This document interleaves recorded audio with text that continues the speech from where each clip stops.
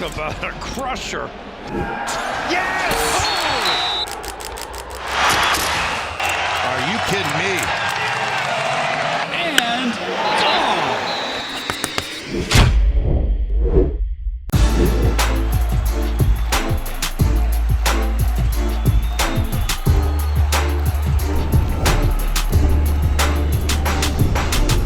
Welcome back to the Schoolyard Sports Podcast. I'm the host of this podcast, Lane Frank. We're in episode 138. It's for 138 episodes through, and I got action-packed episode planned for you. Damian Lillard just got traded from the Portland Trail Blazers over to the Milwaukee Bucks. We had a great week in college football and then NFL. MLB playoffs heating up. Race right now. Then we're going to have the playoffs next week. So excited for October baseball and so much more. Stay tuned. Schoolyard Sports, Lane Frank, episode 138. Let's hop into it. Let's start off episode 138, how we always do, with the headlines in the NBA. Damian Lillard was traded over to Milwaukee Bucks. Now, this trade kind of broke the internet because it didn't really shock a lot of people. There was kind of a dead hype around Damian Lillard for the past few months.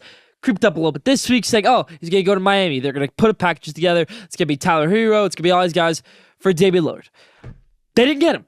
They did not get Damian Lillard. After all these months of saying that it's just Miami Heat and nobody else, well, they didn't get him. The Milwaukee Bucks got him, and after we talked last week, y'all saw Kupa, the Milwaukee Bucks are in trouble because they don't have any co-stars. It's really just sidekicks over there. Well, now they just got a big co-star. Maybe the biggest co-star in the NBA. That's a dynamic duo. That's a championship-winning duo right there. Y'all saw Kupa, Damian Lillard. It didn't even have to give up that much. Drew Holiday, worse player than Damian Lillard, even though I love Drew Holiday, and one first-round pick? That's ridiculous. I know it's a three-way deal. But that's ridiculous. To only have to give up one first-round pick and Drew Holiday for Damian Lillard seems like Trailblazers are trying to just spite the Miami Heat right here because Miami Heat could have put together a better deal. They could have given them Tyler Hero. They could have given them 3-4 first-round picks. Knicks could have given them a better deal. I read the Nets were going after Damian Lillard. I think the only other spot Damian Lillard would have gone to, if it wasn't the Miami Heat, was the Milwaukee Bucks. Wasn't going to go to Toronto. Probably wasn't going to go to Philly.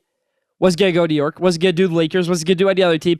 It was either the Miami Heat or bust. And when the Miami Heat was out of the equation, he said, hey, what about Milwaukee? And I think that's what happened right here. So that's big news in the NBA. Damian Lillard headed over to Milwaukee. Dame Dollar in Milwaukee for seasons to come. Let's see how he does with Giannis Antetokounmpo on that squad this season. Let's move to the NFL. We had action-packed week number 3.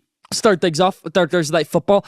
San Francisco 49ers took on my New York Football Giants, and my New York Football Giants got slaughtered. San Francisco 49ers, Brock Purdy, still undefeated in games where he started and finished. The NFL expertise right there out of Brock Purdy. The Cardinals got their first win of the season, but Jonathan Gannon, their head coach, does get his first career win. This is a team that we all thought could go 0-17 this season. Well, hey, they just beat one of the best teams in the NFL pretty convincingly.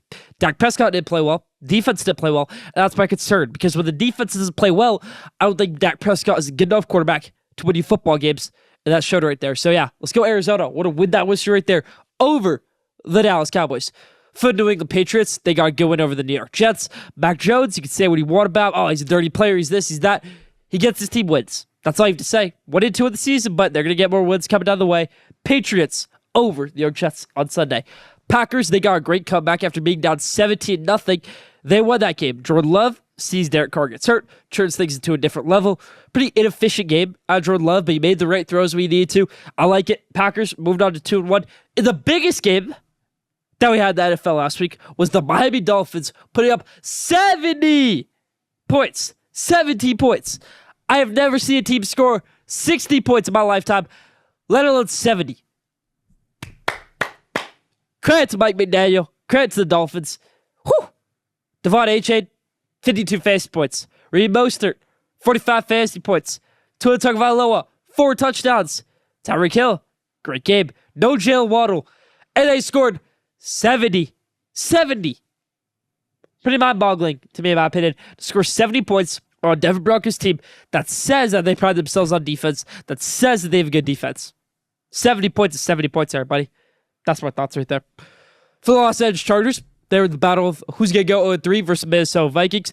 They did end up winning that one, but it comes to the price. Mike Williams, their wide receiver, tears ACL. They still got guys coming up, though. Keenan Allen, great game, 18 catches. Josh Palmer, good game. Quentin Johnson, maybe that's his role to fill right there, over Mike Williams. So yeah, Chargers, good win for you right there, but still comes to the price. Vikings, 0-3, not what you like to see right there.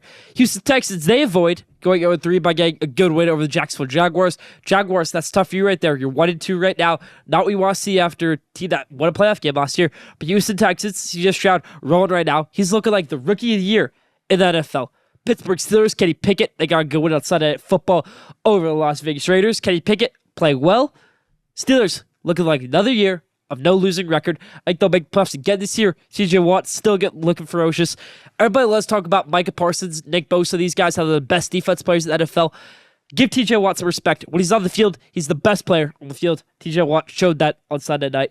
For the Colts, no Anthony Richardson. They still beat the Baltimore Ravens. So now it makes you wonder the question, hey, should Gardner Minshew be our quarterback going forward? Not so sure about that, but maybe some other teams could be thinking, hey, what about this Gardner Minshew guy, New York Jets? Maybe time to move on from Zach Wilson. Get a guy like Gardner Minshew to quarterback your team. Just a thought. Cincinnati Bengals close out these headlines right here in the NFL. They got a good win over the Los Angeles Rams on Monday Night Football to avoid going to 0-3. Rams can move to 1-2. Bengals move to 1-2. That's about for the news. NFL, MLB, we've got the playoffs creeping up. A lot of things going on there. We're going to have our award show coming up later on the episode. Stay tuned for that. That's about for Squared Sports Headlines.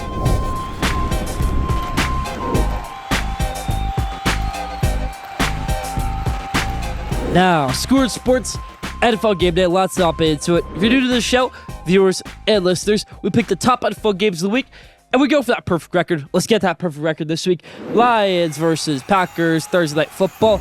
I love the Packers, and I love the Lions. I like the Packers a little bit more now. My hometown guy, Aaron Jones, friend of this show, making his return after a great game in Week 1. Didn't play in Weeks 2 and 3. Kind of shows that the Packers need him in those weeks. Lions are a good team, too. It's going to be a great game, but let's go with the Packers. Jordan Love, they beat down on the Detroit Lions. Jaguars versus Falcons. Falcons are 2-1. Jaguars are 1-2. The Falcons, pretenders so far this season. Let's go with the Jags. They can turn into contenders later on. Dolphins versus Bills. This is a match last year, early in the season, Week 3 last year. Now it's Week 4 this year. Up in Buffalo, this Buffalo defense is no joke. They just held Sam Howell and the Washington Commanders to 3 points. But this Dolphins offense just put up the most points of anyone's lifetime that's been an NFL coach, fan, whatever it might be. So let's go with the Dolphins over the Bills right here, even though they're 3-point underdogs. Bit blasphemous, you'd say right there. Let's go with Dolphins over the Bills. Broncos versus Bears. This matchup should be on Comedy Central because they both suck. They're both terrible. If you could flex a game, this game will be flexed about 3 a.m. on a Friday morning because this is just a terrible game. Nobody wants to see Russell Wilson versus Justin Fields. Justin Fields right now playing like he wants to be next Russell Wilson. But the Russell Wilson we're seeing right now, not the Russell Wilson that we saw in Seattle, like Justin Fields was compared to when he came out of the draft class. They're both terrible about these teams, but I think the Broncos get back on track. Hopefully, they get it right here on the Chicago Bears. Let's go with the Broncos. Bears, 0-4. Start the season. That's my prediction. Ravens versus Browns. I like the Browns. What the Browns did last week against Titans, but against Titans, they have a weaker opponent. Ravens are mad after blowing last week's game to the Indianapolis Colts. They get a good bounce back run right here over the Cleveland Browns. Let's go Ravens. Buccaneers versus Saints. Both these teams fighting to win that NFC South. Both 2-1 the season so far. No Derek Carr for the New Orleans Saints. No problem. I have them winning this one. Let's go Jameis Winston leading the Saints over the Buccaneers. Sorry, Baker Mayfield. I think this Buccaneers defense is very underrated. I just don't like their run game. Mike Evans, good game last week, but the run game, not there for the Buccaneers right now. Let's go with the Saints. Alvin Kamara makes his return. They get a good win with Jameis Winston at the helm. Raiders versus Chargers. This is a division matchup. Raiders, tough start to the season. That continues right here. Chargers, they get even on the season at 2-2. Let's go Chargers. Patriots versus Cowboys. Cowboys, tough loss last week against Cardinals. Now you got people talking. Patriots won last week. They've got people talking. But this is a game the Cowboys win. Up in Dallas, they win this game. Let's go with the Cowboys over the Patriots. I just don't see enough star power of the Patriots that can overmatch the Cowboys' star power. Let's go with the Cowboys over the Patriots. In the final game, Chiefs versus Jets, Monday Night Football in New York. Taylor Swift's already going to be there for the Chiefs. Could that be a distraction? I don't know. Travis Kelce, all those things going on there. He still seems to score touchdowns on Sunday. He'll do it again this Monday Night Football. Let's go with the Chiefs over the Jets. bigger deal for the Jets. How's the defense do against his Chiefs offense?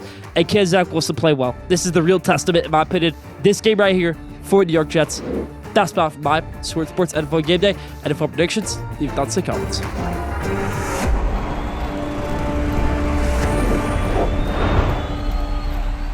Now, top 5. This week's top 5 is my top 5 Heisman contenders after week 4 of college football. Let's hop into it. Week 4 brought a lot of smoke, a lot of fire in college football, especially for these guys on this list. Let's go right here. Number 5, Cameron Ward, quarterback out of Washington State.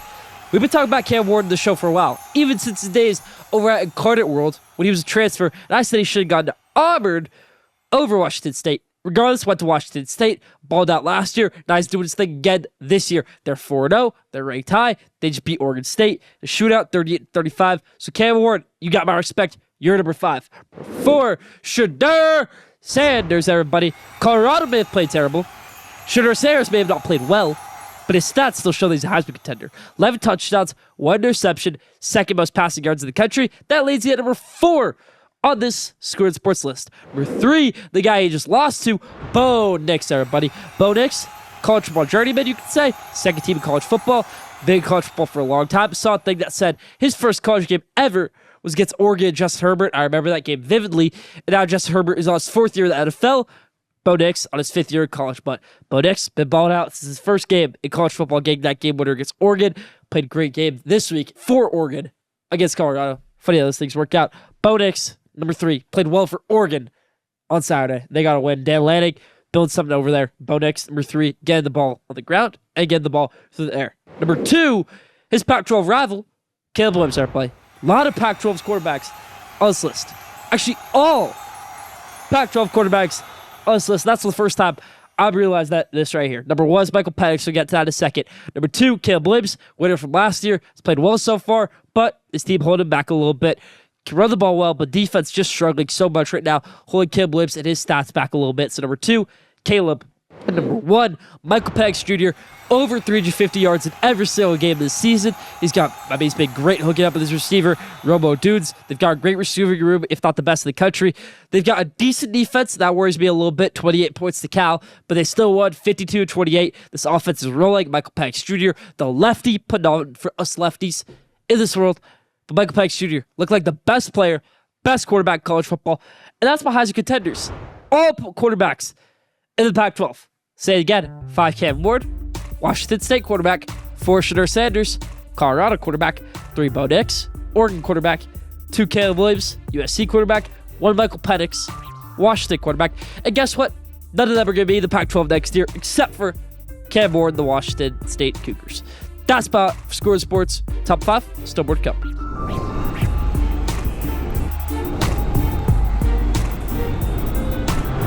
Now, did you know, this week's Did You Know is, did you know, Man City, best team in Premier League right now, best team in world football soccer, you can say they lost their first match in months this week to Newcastle in the Carabao Cup for their first loss since May 28th of 2023 versus Brentford. That's a crazy streak from May until September to not lose a single match. Pretty crazy in my opinion. Didn't know that? Leave that in the comment section. That Man City, first time losing the match since May. Didn't know that? Leave that in the comments. That's about for Did You Know this week. Alright, our spotlight for this week is on Damian Lillard, Milwaukee Bucks, and the Portland Trail Blazers, everybody. First of all, let's break down this trade. Damian Lillard gets traded over, blockbuster move, to Milwaukee Bucks today, exchange for a first-round pick and Drew Holiday. Now, Portland Trail Blazers will be sending over Yusuf Nurkic, Nasir Little, and Grayson Allen over to the Phoenix Suns in exchange for DeAndre Ayton. That's kind of interesting to me because you're not getting so much from the Bucks. You get more from the Suns than the Bucks because you get DeAndre Ayton, which is a great young piece. You're probably going to shop Drew Holiday, but really all you get out of this deal is a bust in DeAndre Ayton and an aging star, you could say, in Drew Holiday, and then 1 first-round pick. That's a weak deal. A very weak deal. When you could add 3 first-round picks from Miami, Tyler Hero, and somebody else. Or you could add 5 first-round picks from New York, 5 first-round picks from Philly. I don't know what they're doing. DeAndre Ayton's not a safe bet. Drew Holiday, safe bet, but do you really want to play for you? It's not going to win you a championship. Now for the Damian Lillard side of things, this is so great. We talked about it in the headlines. This was perfectly curated for Damian Lillard. And maybe, it's partially him saying to the Portland Trail Blazers front office, I'm not going to get traded to anybody else. You're only going to trade me to the Bucks or the Heat. And they're saying, hey, we're not going to trade to the Heat. We like the Bucks deal more. We'll trade to the Bucks. So maybe that's what it is. Maybe that's the best offer that Dame would have been okay with. Damian Lillard and Giannis Antetokounmpo on this Milwaukee Bucks squad. Excited to see how it goes out. Excited to see how Chris Middleton's role with this team changes this season. Maybe it stays the same, maybe it doesn't. But Giannis Antetokounmpo, somehow load gets taken off his back right here. Damian Lillard, excited to see what he does in Milwaukee. Portland Trail Blazers, they're moving in their new direction. Maybe a type of tanking season right here. They're going to roll out starting five, probably Anthony Simons, Shannon Sharp, maybe Drew Holiday. And then you got DeAndre Ayton at center now. And a few other guys mixed in there. We'll see what they do. Small forward and power forward. But still, Damian Lillard, so glad for a superstar like Damian Lillard to get traded. No, it's kind of like weird when you see a superstar request for a trade. It's always like, oh, another superstar request a trade. When Damian Lillard does, it's like, oh, yeah, we get it. You deserve to request a trade. You deserve to leave the Portland Trail Blazers. And what a great fit this is for him right here in Milwaukee. That's my spotlight this week. Leave your thoughts in the comments.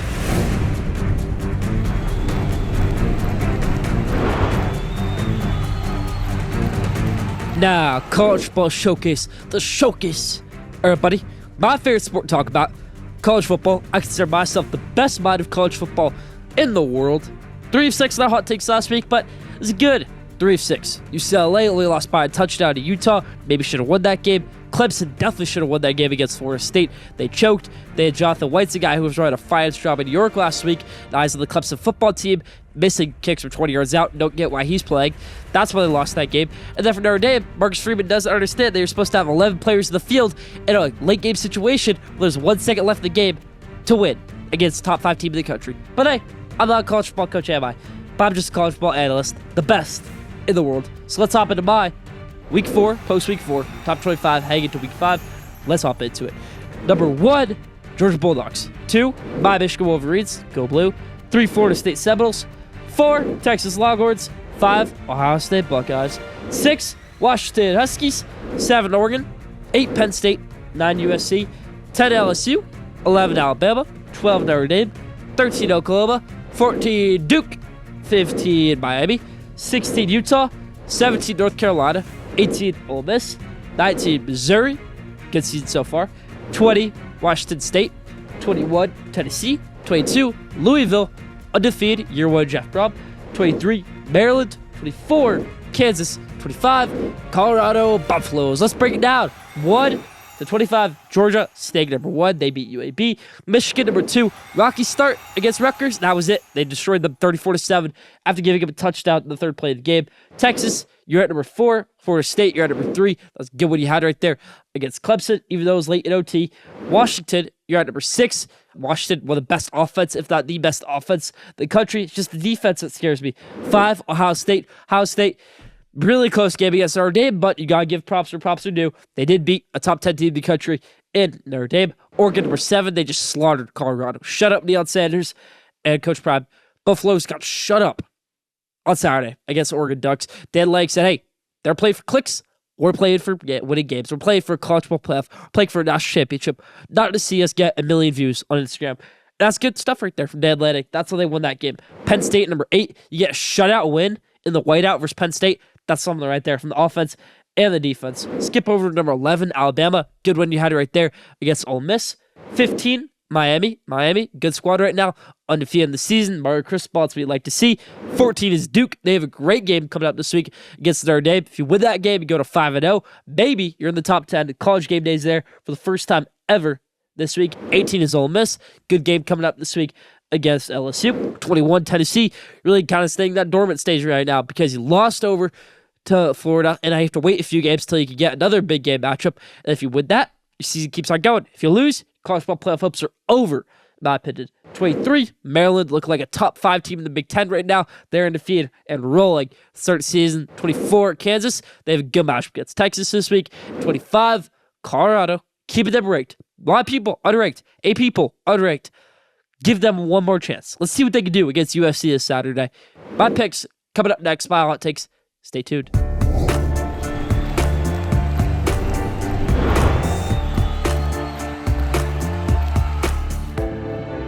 Now, my hot takes, everybody. My picks of the week in college football. Let's hop into it. Friday night game, Utah versus Oregon State. Utah is top 10. They just beat UCLA. Offense isn't great. Defense is really good, but that's because Cam Rising hasn't played yet. I think Cam Rising will play in this game.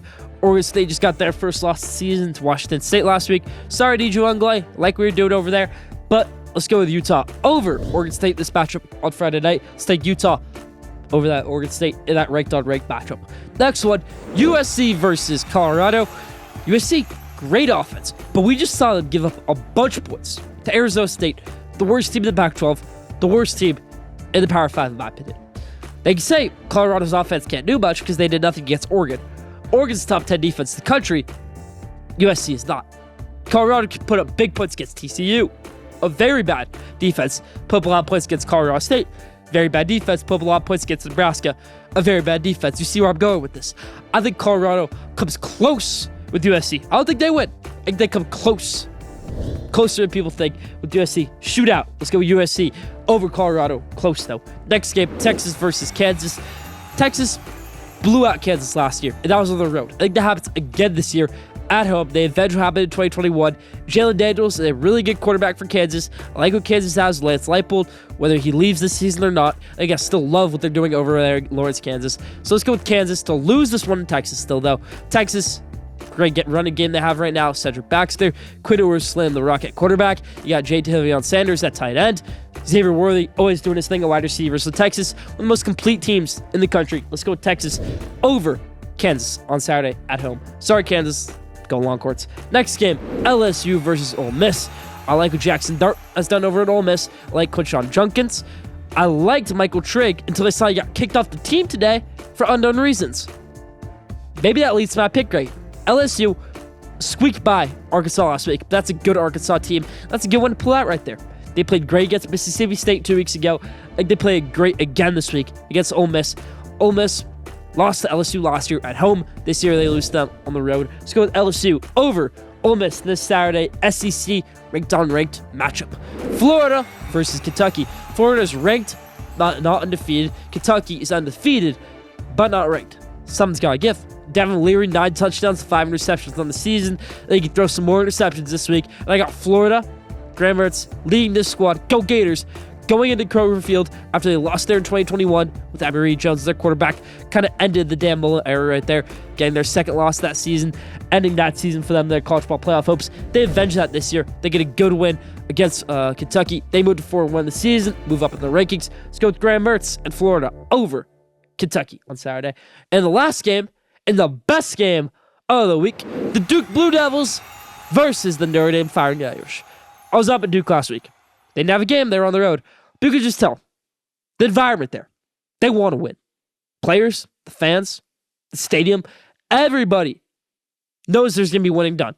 And I think on Saturday night in primetime, Duke gets that big win. They beat down on Notre Dame. This is going to be college game day. It's going to be a lot of hype. Riley Leonard is a top 5 quarterback going into this year's NFL draft. Could be number 3. You can say that's what Mel Kiper has him at right now. Riley Leonard is a great quarterback. You've got a great defense led by Mike Elko, their head coach, who came from Texas A&M as their defense coordinator. This program is not meant for football.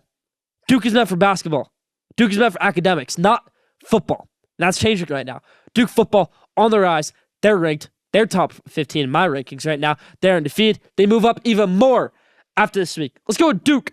Big primetime win over Notre Dame. That's part for my hot takes. Leave thoughts in the comments.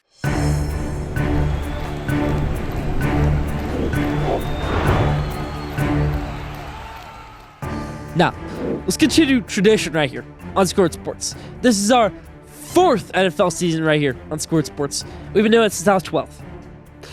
Every single season, after week 3, we've done contenders and pretenders. Who I think is going to be a contender from what I've seen so far, and who I think is going to be a pretender. Let's hop into it. First team, Dolphins. Are they contenders or are they pretenders?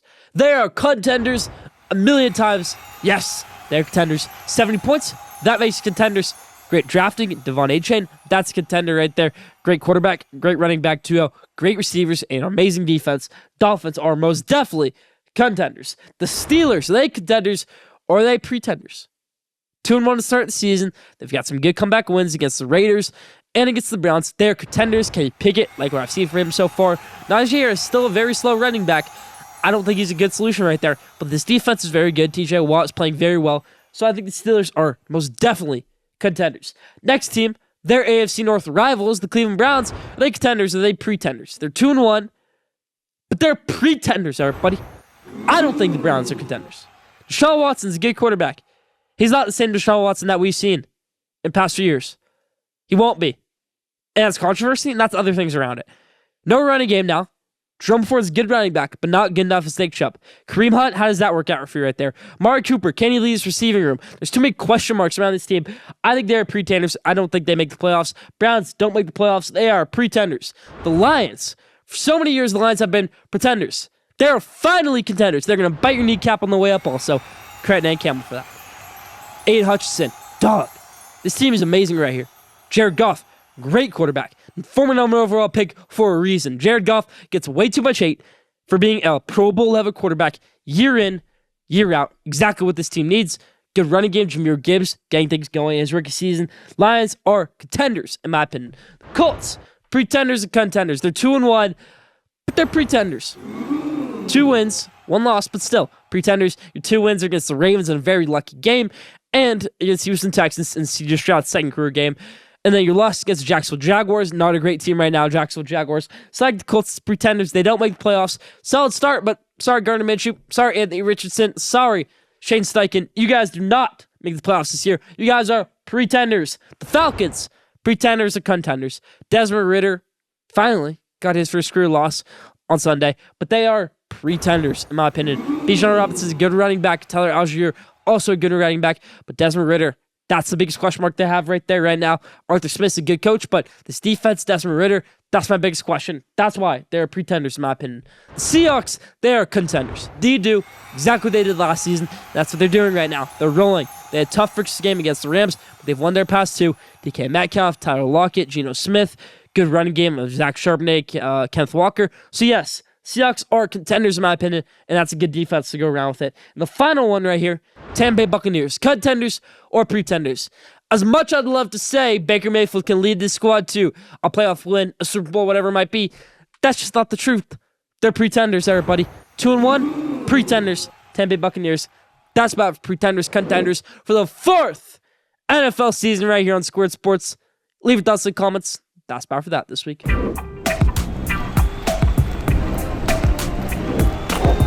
Now, promised you it earlier, the MLB award show, everybody. Our MLB regular season is over with, so now it's time to give you my MVPs from each league, my rookies of the year, and my Cy Youngs. Let's hop into it. Who are the MVPs of this year's MLB season? It's Shohei Ohtani, and it's Ronald Acuna Jr., everybody. Ronald Acuna Jr. got his 70th stolen base tonight, and Shohei Ohtani hasn't played in a month, but he still solidified himself as the best hitter and best pitcher in the AL before that. So Shohei Ohtani and Ronald Acuna Jr., your MLB MVPs, in my opinion, right here on Squared Sports. They're Cy Youngs for this year. Could have been Felix Bautista out of the AL, but then he got hurt. Could be Devin Williams, a reliever in the NL. I'm going to go with starting pitchers. I think starting pitchers, no matter what, should be Cy Youngs, unless it's a ridiculous year by reliever, which Felix Bautista was having until he got hurt. But we're going to go starters right here.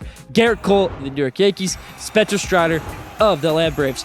Spencer Strider pitches like he's 7 feet tall, even though he's 6 feet tall. He gets that amazing stride. He's got over 250 strikeouts. They're pitching great. And Garrett Cole, most consistent guy in baseball, pitching-wise, you could say.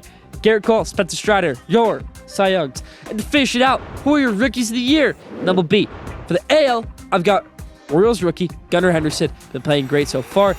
Not leading this Orioles team. They've got some other leaders in this team, but still a massive piece of this playoff run they have right now. 101 season after not even making the playoffs many seasons before this. So yeah, Baltimore Orioles rookie Gunnar Henderson is my rookie of the year. For the NL, could be a lot of guys. Could be Ellie De La Cruz. Could be Francisco Alvarez. Nope.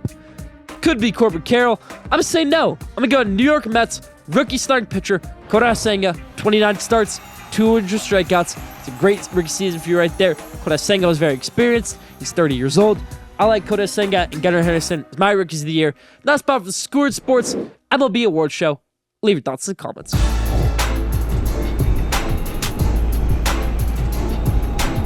Now, the best for last question of the day. This 6th question of the day is, what college football team has been the most surprising so far to start the season. I think it's Colorado Buffaloes. Them going 3-1 is surprising to me. But you could also say it's a team like Michigan State being terrible. A team like Notre Dame had a good start, but now dividending right now. A few other teams they could say are great right now. Washington Huskies. I don't think many of us expect them to be a top 5 team. Washington State, they're playing great right now. Duke, that's definitely a team that's been surprising. Clemson, they haven't been great. That's surprising. So leave your thoughts in the comment section. Who's been the most surprising team in college football this year? That's about for my question today. That's about for Schoolyard Sports and Lane Frank, episode 138. Thank you for tuning in. Follow Schoolyard Sports on Instagram at Schoolyard Sports. Follow Schoolyard Sports on Twitter at Schoolyard Sport.